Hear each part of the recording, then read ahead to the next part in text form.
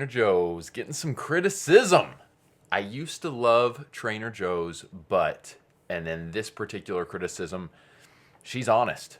She doesn't hold back. Are you ready to address it? Yeah, let's do it. I think it's actually pretty cool when you see a channel and you see them addressing rather than like deleting comments or shying away from it. So the comment was, shall you read it, Trainer Joe? Yeah, here it is. Word for word, she said, I used to love Trainer Joe, ... but putting the whole God thing in his weight loss videos has got me turned off. And then in all caps, not everyone believes in God, ! And this was a comment on our recent video with Pastor Kurt Vernon, right, who lost 70 pounds in 4 months, I think is what it was. Right, and that was the most talked about, where we most talked about God. I mean, it's a pastor who's sharing his journey. It got to, even way for more, me, yeah, surprisingly spiritual. It was very spiritual. Very spiritual. Yeah. So I can see where somebody might look at that one and say, wow, what's this guy about? Weight loss, or religion, or God, or Jesus? What's it about? I came here to learn, and I get that. It reminds me of something kind of funny. Yeah. When I was invited to a church by a pastor who I'd been working with, and he was all excited. He said, I want you to come and speak. I'm going to interview you in front of our church. And there was a lady in the church sitting there thinking, why is somebody here at church talking about losing weight? She was offended. Nowhere safe for you. Nowhere is safe for Trainer Joe. Ain't got no home and where to roam. Ain't got no home. Okay. Nowhere is safe for you. You can't win. Trainer Joe can't win. Anyway, you're too spiritual, and you're not spiritual enough. So at first, when I was thinking about it, I was kind of defensive and was going to come out kind of like, well, I'll tell you what. But the reality is, I can kind of see where people might be coming from with that. Particularly somebody that maybe has interacted with somebody in the church or a professing Christian that has a life that's very duplistic, which Christians don't to some degree. I think most Christians want to live a certain way, and then they maybe do some things that people are like, what's that? That's not Christian. And you shouldn't, but it happens. And if they had somebody in their lives, very personal, a very close friend that said, I'm a Christian, and they did things that hurt this person, I can see where there might be a reaction. It's like, I'm tired of this. I'm coming here to get some help, and now I got this person that's bringing God into it, and they may already have a bad taste in their mouth. So I think the Christian community maybe can take a little bit of the blame for that, for people not wanting to see God brought into things. Mm-hmm. Well, that's my humble response to the situation. Very humble. And I think it's not wrong. Can I ask you this, kind of as we're a baseline question? Can you just be completely honest with me? If we had someone who identifies as a pagan, that I'm not only not a Christian, but I am like, I promote paganism. Very much reject that to the fullest extent. Mm-hmm. Could they thrive on the Trainer Joe 21-day transformation? Okay, that's a neat question. It's funny because recently I took my car to get it worked on at Christian Brothers Automotive. Like, Christians working on my car. But at the same time, I'm like, I eat a lot at some places in town. What are some of them that are Sahara, here in town, and the ones that are probably Muslim owned. Okay. And I have no issue with that. I don't just eat at Christian restaurants. I was wondering. I don't know that there's Christian food so much, or Christian car. Chick-fil-A, duh. Chick-fil-A, So when I go to a restaurant, I really don't care. I don't ask what they believe. And even if there's stuff in there that's contrary to my beliefs, I'm probably, and I know people that wouldn't, but I'm probably okay with that. Kind of like like going to eat there. A Chinese restaurant with a Buddha statue. Yeah, with the Buddha statue. I'm not going in. But when you're advising people and coaching people and helping people, I can see where that would be more important. I think of Dave Ramsey a little bit, right? Mm-hmm. So he doesn't shy away, in my mind, from it, but it's not his main thing. It's not Christian stuff. But at the end of his talks, almost all the time when I hear him on the radio, he talks about the Prince of Peace. He wrote the book Financial Peace, the Prince of Peace, Jesus Christ, and he talks about that. So he certainly, if you want to say, gets away with it. And I think a lot of people appreciate it, but I'm sure some don't. But does that mean his principles aren't helpful, that his methods are wrong, or even overly Christian? I don't think so. I do think it flavors and affects his approach and his reasoning behind things, as it does mine. So I can see where somebody might say, you know what, I don't want that infiltrated into somebody coaching me or helping me. So for that, one of the neat things about YouTube, I think, is watch it or don't watch it. You know, you're not paying to see it on there. You can go to somebody else. True. It's more along the lines of how you feel. And so that's good stuff. The short answer of my question, though, is could a pagan thrive and lose the weight and crush it doing a Trainer Joe program? Oh, yeah. Totally. That's and what I would say, you can have somebody that has that's an atheist that can lose weight on a lot of programs. Mine and others. You know, I don't believe you have to have faith to lose weight. Any particular faith to lose weight. I do think, and I'll say it this way: when many times in my program, when I'm doing one where people paid to be in it, I will ask who in the group is willing to be praying for our group. And I always know when I say that some people are like, yeah, I'm not a praying person, and I'm like, and if you're not a praying person, that's fine. But then I ask this: but have you ever prayed for anything in your life? Because this could be a good thing to start praying about. If you've ever prayed for your grandpa when he was in the military, or you were in a foxhole and you prayed, but you're not a professing Christian, but you prayed, I would encourage you, maybe open up to praying about this, because this, for a lot of people, is one of the most challenging things. And I think some people would say it's the most challenging thing they've ever done. They've really struggled with weight. They've had an unhealthy relationship with food. They've used it and abused it. They're 100 pounds overweight. Their body is hurting. They can't sleep at night. They're on medications. They see their life cutting short. They see it affecting their entire family. And they're like, and I'm like, maybe you should pray about that. Would that really be the craziest thing in the world, to say, God, help me with this? So I'm like, on that end, it's one. And on the other end, it's like, should I not be who I am? So I'm kind of moving ahead, but stop me if I'm going too fast there. But did that answer the question on the can somebody, a pagan, non-believer, do well on the program? Yeah, I think so. And in all reality, in the last month, there's been 2 episodes. Because one thing that here at Trainer Joe and the content that we put out there, we have been wanting to get, the team has discussed it and decided we want to get more people, more success stories, more people that have gone through the 21-day transformation to hop on the podcast and share their genuine experiences. I say success stories because there's a lot of success stories, but just their honest, even maybe the hard times and the difficult things. But ultimately, we want more of them on the podcast. And it just so happens that the first 2 that we got were both pastors.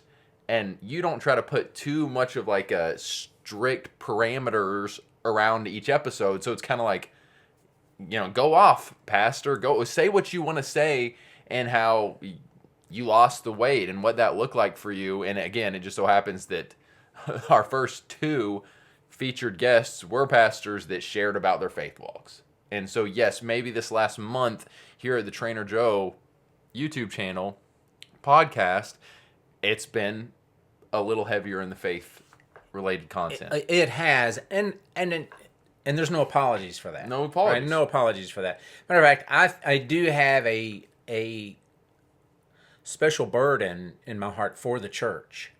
I mean, I'd be fine if all I did was go to churches and do programs at churches, and this was just for churches. But I don't want to leave anybody out. I would also be fine because we've done a lot of programs at real estate offices.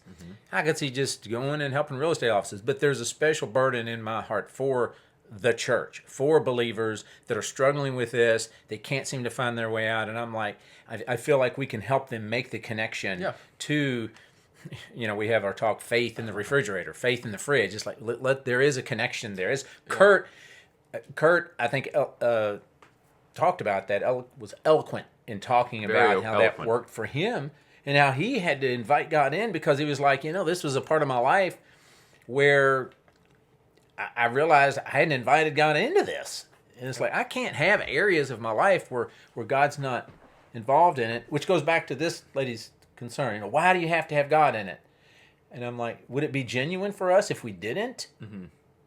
Yeah, I agree. It would not. Yeah, would we be honest if we just said, and didn't talk about God in any fashion in this walk that we have and what we're trying to do? It's such a uniquely cool opportunity to combine the two because there is so much overlap. If you are not a person of faith, a Christian, these principles, I would say all of them, the vast majority, if not all, still apply, and you can lose the weight. But there's almost an advantage. I would say there is an advantage for believers that are tackling the weight loss, with the help of God on their side, with the Bible, with Christians that are up here encouraging you guys. With truth. Because if you sincerely, and if this person that's irritated with me felt like they had something that was true, totally true, that could help somebody that had cancer, yet it was offensive to some people, is she going to say, you know what, because this is going to bother some people, I'm not going to tell the truth? Because for me, and in my program, a lot of times I'm just saying, hey, we believe lies sometimes that keep us on the wrong path. And one thing we talk about is the lie a lot of people believe is that this is the good life. The good life is me eating whatever I want to eat, when I want to eat it, and enjoying that. And then we realize, well, no, that's a lie. And so we're like, do you want to walk in the truth? Because that's not the truth. That's not the good life, right? Freedom is not getting to eat whatever I want. Freedom is being able to have what you most deeply want, what God put in us that we long for. And that's freedom. But we will oftentimes be content to walk in things that aren't true. Yeah. And I, for the part I have played in living a double life and duplicity, I'm sure that has caused harm to people, and I regret that, and I would apologize to every one of them, because I don't want that to be the case. I want people to look at the church, look at me, look at you, and be like, man, that's real. These people are real. They're bringing me something because they care, whatever their belief. They care about me. They want me to succeed. They want me to do well, and that's where I'm coming from with it. That's good. I used to love Trainer Joe, but putting the whole God thing in his weight loss videos has got me turned off. Not everyone believes in God. As your YouTube channel continues to grow, and praise the Lord that it is growing at a good rate. We just hit a marker. A guy texted me today. He said, "Man, when I first got on your channel so many months ago, you were at 1,200." He said, "See, you just hit 9,000." Let's go, baby! The ball is rolling. That's just the beginning, but it is we're moving along. It feels great. Along pretty good. We've been working really hard, and by the way, please subscribe if you've been watching the videos, because you just maybe see them pop up here and there. Like, go ahead and make sure you're subscribed so you're getting that notification. You can watch these right when they come out. But as it continues to grow, I'm sure there's going to be lots of people that are don't even call themselves Christians, and we're excited about that. Even though you said you have a burden for the church, and absolutely, but it sure is fun to be able to have people from all walks of life that can appreciate this content. So you are so welcome to be here, and whether the faith aspect rubs off on you, which we hope it does, but whether it does or doesn't, and you just get good stuff out of the weight loss content, welcome. And I'm reading a lot of sports motivation books right now, and there's books that I'm pretty confident are not Christian authors, and they'll still include Bible verses and stuff. What's true is true. If it happens to be a Bible verse, it's a Bible verse, and it may turn some people off, but if it's true, it's true, right? And there's truth probably in every religion that some of us are going to, I don't want to hear it from that person or that group. And I've been that way too. I'm like, certain people that I know I disagree with on a major mindset or viewpoint, I'm like, I have a hard time hearing from them in about anything. So it can be difficult for that. Yeah. Anyway, so to the lady who left the comment, it's one of those things where it's sorry, but we're not... Right. I'm sorry for whatever's happened that causes you to be triggered, if you will, and sensitive in that way. I wish that hadn't happened, but But it makes me think of something that I think sometimes people can be too hard on something, and in reality, they can appreciate it. And it's kind of like this. I heard a story. It's like if you were coming out of a conference. Let's say you're a lady. You just came out of a conference in downtown Chicago, and you had to walk a little ways, and it's dark outside to get to your car, and it's dark and it's at night, and suddenly you're like, what am I doing by myself out here in this place? This is dangerous. And suddenly you see some men walking out. They walk out a door of a men or women room. No, just men. Women.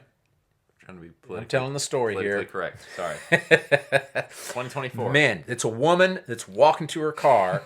She sees 5 men walk out of this building, and they're walking toward her, and she's like, oh no. And suddenly she hears one saying something about God, and she realizes it's a Baptist, it's a men's Baptist Bible study. And they just walked out. Is she suddenly going to be more afraid or less afraid? Less afraid. No doubt. What is it? I mean, isn't it? No doubt. It's like, no doubt. Right. So as opposed to a lot of other groups, but you can say what you will, but most of us, if not all of us, automatically in our minds is like, whew. That's a relief, isn't it? Especially Baptists. Baptist. There's just something trusting about Baptists. Just a bunch of Baptists. You're going to be. I think we're going to be okay. Let's go have a potluck. Yeah, you're going.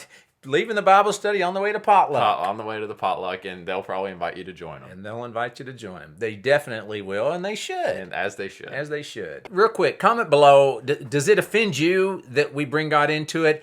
And if you're not a Christian, how do you feel about the fact that we bring God into this, to the extent that we do? That's a great question. I look forward to reading through those comments. Until the next video, I think it was fun to jump out of kind of the routine. And thank you to that person that's watching. Thank you. I hope this didn't make it worse, but I hope it made it better. Please keep watching. We really want to be a benefit and a blessing, if you will, to you.